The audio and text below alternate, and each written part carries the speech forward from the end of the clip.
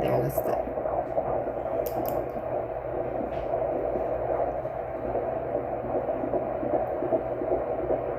You have it? Very nice.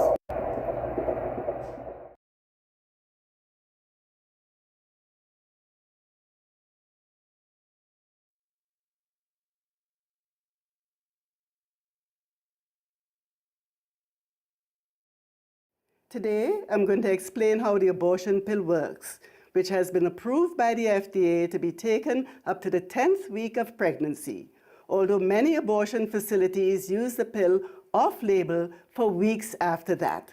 The abortion pill regimen consists of 2 steps. Step 1.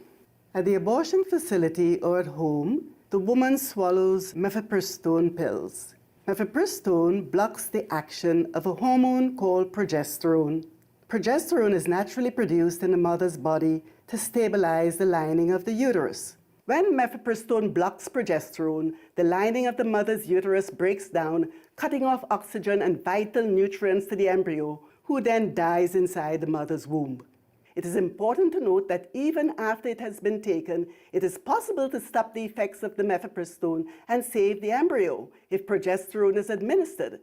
If the woman wants to stop the effects of the mifepristone, she needs progesterone as soon as possible. Step 2. 24 to 48 hours after taking mifepristone, the woman takes misoprostol by placing the pills in her cheeks. She will experience severe cramping, contractions, and heavy bleeding to force the dead embryo out of her uterus. The process can be very intense and painful, and the bleeding contractions can last from a few hours to several days. While she could lose her embryo anytime and anywhere during the process, the woman will often sit on a toilet as she prepares to expel the embryo, which she will then flush. She may even see the expelled embryo within the pregnancy sac. Today, I'm going to explain a first trimester suction D&C abortion, also called vacuum aspiration abortion. This is typically used up to 14 weeks of pregnancy. When the woman goes to the facility for the abortion, she will lie on a table with her feet in stirrups, and she will be administered local anesthesia. The abortionist will place a speculum like this inside the vagina and open it, allowing the abortionist to see the cervix, the entrance to the uterus. The cervix is grasped with a long metal instrument to stabilize it. A series of metal rods called dilators, like these, which increase in thickness, are inserted into the cervix to dilate it, gaining access to the inside of the uterus where the fetus resides. The abortionist then inserts into the uterus a hollow plastic tube with a hole in it called a cannula and attaches it to suction. If the embryo is small enough, the cannula can be attached to a syringe, and manual suction alone will remove the embryo and placenta from the uterus. Otherwise, the cannula will be attached to a suction machine. The suction machine is turned on and the abortionist slowly rotates the cannula inside the uterus. The fetus is rapidly torn to pieces as it is pulled through the cannula and tubing into a large glass bottle, followed by the placenta. Sometimes smaller embryos are pulled through intact. Occasionally, the abortionist must remove the cannula and pull out body parts that have clogged the opening to complete the abortion. Once the abortionist thinks everything has been removed, she will sometimes use a long metal curette to scrape the lining of the uterus to make sure no parts are left behind. An incomplete abortion can cause infection or bleeding. Once the uterus is empty and the bleeding is under control and all the instruments are removed, the abortion is considered complete. But before the patient leaves, the tissue must be examined to make sure the placenta and all the body parts are accounted for. Today I'm going to describe a second trimester surgical abortion called dilation and evacuation, or D&E. A D&E is generally performed between 14 and 22 weeks of pregnancy. Before a D&E abortion can be done, the cervix must be dilated slowly over 1 to 2 days with laminaria or a similar product. Laminaria is a type of seaweed that absorbs water and swells to several times its original diameter. When the woman undergoes the evacuation portion of the procedure, she lies on a table with her legs in stirrups. She may be given injections of local anesthetic in the cervix, IV conscious sedation, or general anesthesia. The abortionist uses a speculum to open the vagina and uses an instrument to stabilize the cervix. Metal dilators may be used to further open the cervix if needed. Once the cervix has been stretched open, a cannula attached to suction tubing is placed inside the uterus. The suction machine is then turned on and the amniotic fluid surrounding the fetus is suctioned out. The fetus is too large to fit through the cannula, so he or she must be removed in pieces with a clamp such as this Sofer clamp. A Sofer clamp is made of stainless steel and is about 13 inches long. At the tip, there are rows of teeth for grasping. The abortionist reaches into the uterus with the clamp and tries to grasp an arm or leg. Once the abortionist has a firm grip, she pulls forcefully in order to remove the limb.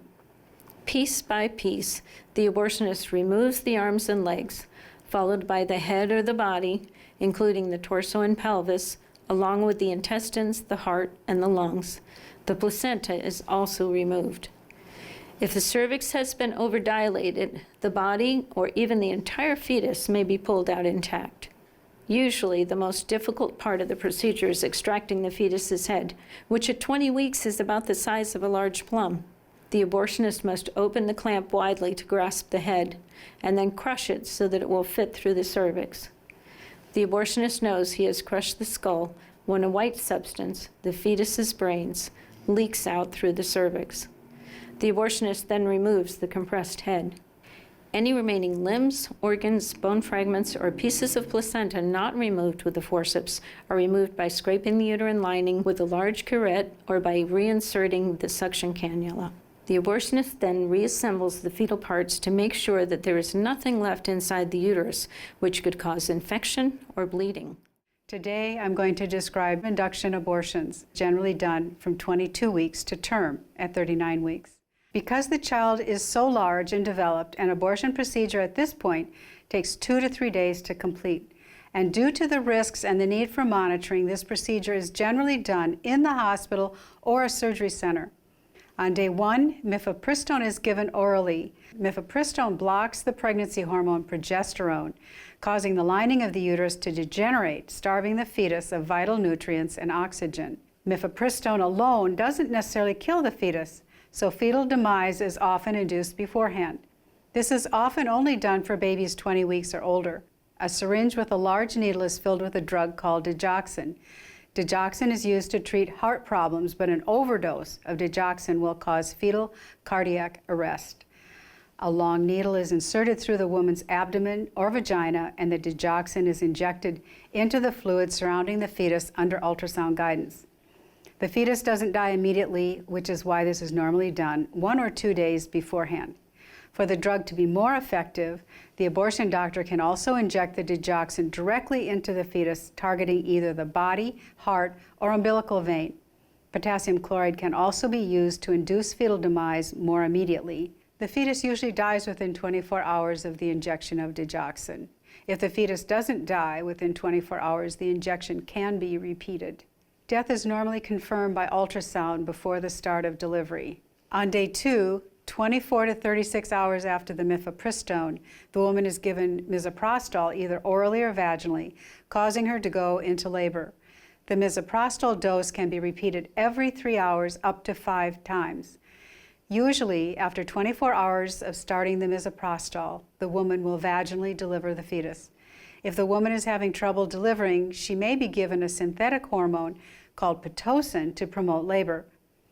Once the fetus and the placenta have been delivered and the bleeding is under control, the abortion is complete. Our story concerns abortion and began, strangely enough, in this relatively peaceful suburb of Los Angeles. Malvin Weisberg, a pathologist, owned a large storage container which he kept in his backyard. When he failed to make the final 2 payments, it was repossessed. We made a decision to repossess it because his check did not clear the bank, and so we sent the truck out to pick up the container. I rolled out there and took the box up and started pulling it up, and it was so heavy, it just it broke the winch. and we couldn't get it off the trailer, so we had to leave it on the trailer because it was too heavy. So I was asked by Nick to have a crew go down and unload the container at the other yard. I got a radio call that from Ron Gillette, the foreman, and he said the men were throwing up and there was something really wrong. One of them fell down and hit me right in front of my feet. And it was opened up, and there it was. It was a mutilated body. And the more closer I looked at it, it was a human body. And when I came to work the following day, I saw them myself. I couldn't believe it. And just, just little bitty babies, just all quarter pieces. Their heads chopped off, arms, legs, it just makes you sick to see something like that. Well, really, it's just, it makes you want to cry when you see something like that. Starting at the very front of this container, it was just wall clear to the ceiling and clear to the sides, filled with them. I really don't want to witness it again. Not what I saw. Well, as the supervisor for the County of Los Angeles, we found out through the media that 17,000 infants had been stored in a container. So we asked for an investigation by the district attorney and the coroner's office. We found approximately 190 were over 20 weeks of age. I think some as old as 25, 27 weeks. Mr. Antonovich contacted Mr. Gutierrez. Glenn Wong is a funeral director for a major Los Angeles mortuary. Asked us to go ahead and handle the burial of the fetuses. How I came involved was they were asking if it were possible to have anyone photograph these fetuses, and I so happened to be also a photographer. How many fetuses were actually involved in the autopsies? There were approximately about 44, if I'm correct. And why were the autopsies performed? They were to find out why, or what was the reason of the cause of death. That wasn't apparent? Apparently not. No, I've seen some of these fetuses, and believe me, they were apart. There were some where the eyes were bulging, and some where the chest cavity was ripped open. I do remember one was where I saw a hand and a feet all apart. So it was kind of like the hands were intact, the feet were intact, and everything else was more like just a little potpourri, a little of everything, and that was it. That kind of turned me.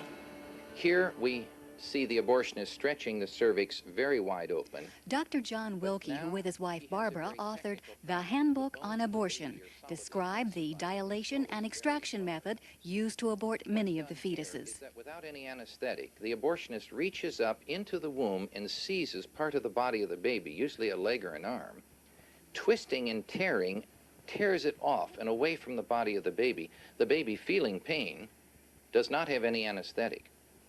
Bleeding is extreme. The abortionist returns in there with this grasping pliers-like instrument, tearing more parts of the body away, snapping the spine, and finally the mechanical problem is to get the skull out, and so he usually has to crush the skull in order to bring it out. We had a court order that would allow us to bury these infants, being a humane act.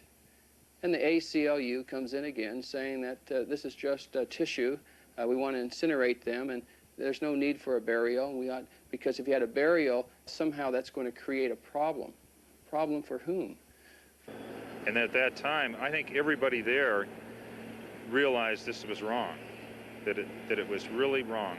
Everybody standing there felt that way. Even the coroner's office, I could sense that they were treating this like they were dead people, and they are dead people. That's the way everybody treated it.